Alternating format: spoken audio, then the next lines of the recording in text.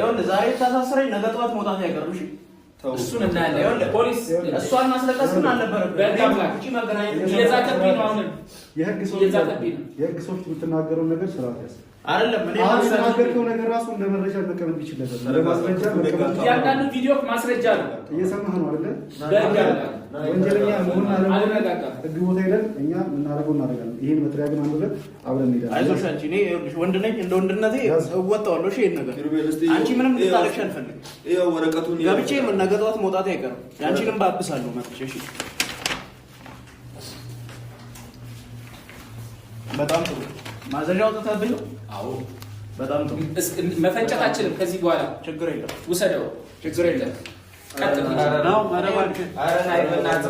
በኋላ ተይዘበታለህ ነው ምንም እንዳትሆኝ።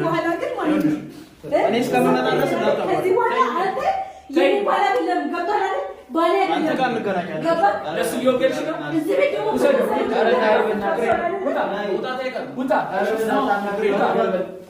ችግር የለውም። ኧረ ናይ ችግር የለውም። ችግር የለውም። ስርዓት ያዙ። እራሱ በእናትህ የሆነ ነገር ናይ በኋላ ትጸጸትበታለህ። ውጣ ናይ ምንድን ነው ያደረግከው? በእናትህ ትክክለኛ ውሳኔ ነው።